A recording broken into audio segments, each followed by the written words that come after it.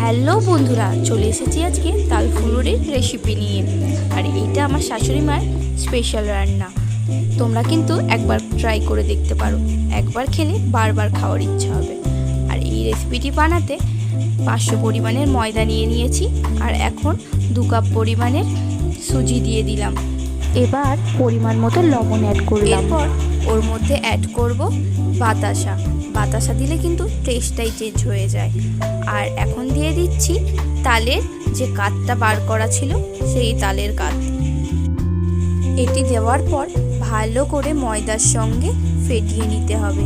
যত ফেটাবে তত কিন্তু এটি সফট হবে, খেতেও সুন্দর হবে।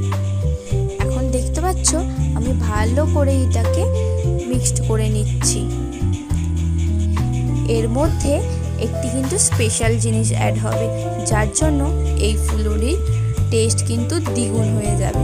তোমরা এইভাবে যদি বাড়িতে ট্রাই করো তাহলে কিন্তু ফুলুরি তোমাদের নরম তুলতুলে হবে। এবার আমি স্পেশাল উপকরণ অ্যাড করছি।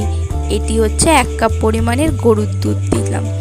তোমরা কিন্তু গরুর দুধের বদলে যে কোনো প্যাকেট দুধ দিতে পারো। দুধ দেওয়ার পর আবারও ভালোভাবে মিশ্রণটাকে ফেটিয়ে নিতে হবে। এইভাবে মিশ্রণটি যত ফেটাবে তত কিন্তু ভালো। বন্ধুরা, রেসিপিটি যদি ভালো লাগে অবশ্যই লাইক অ্যান্ড শেয়ার করে দিও, চ্যানেলটিকে সাবস্ক্রাইব করে দিও। এখন দেখতে পাচ্ছ আমি এর মধ্যে দিয়ে দেব চিনি।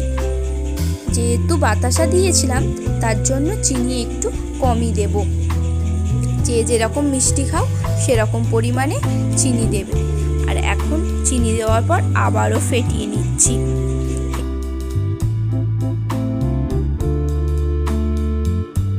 এইবার এর মধ্যে দিয়ে নেব কালো জিরা। কালো জিরা দেওয়ার পর আবারও ভালো করে ফেটিয়ে নেব। ব্যাটারটা প্রায় রেডি হয়ে গিয়েছে। পুরোটা ফেটিয়ে নেওয়ার পর কিছুক্ষণের জন্য ঢাকা চাপা দেব।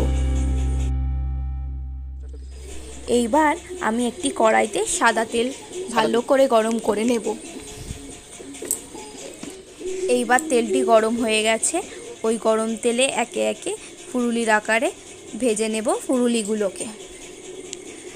তোমরা কিন্তু গ্যাসের ফ্লেমটি মিডিয়াম ফ্লেমে রেখে দেবে, নয়তো আগে থেকেই লাল হয়ে যাবে। লাল হয়ে গেলে ভিতরটা কাঁচা রয়ে যাবে, খেতে একদমই ভালো লাগবে না। আর এইবার এপিট ওপিট উল্টে নিয়েছি। আমার ফুলুরি ভাজা হয়ে গিয়েছে। দেখো বন্ধুরা কত সুন্দর সফট হয়েছে। আর এটা কিন্তু খেতেও টেস্টি হয়েছিল। তোমরা অবশ্যই বাড়িতে ট্রাই করো। আর ভিডিওটি ভালো লাগলে অবশ্যই একটি লাইক করে দিও। দেখা হচ্ছে পরের কোনো একটি ভিডিওতে। ততক্ষণে তোমরা সবাই সুস্থ থাকো। টাটা সবাইকে।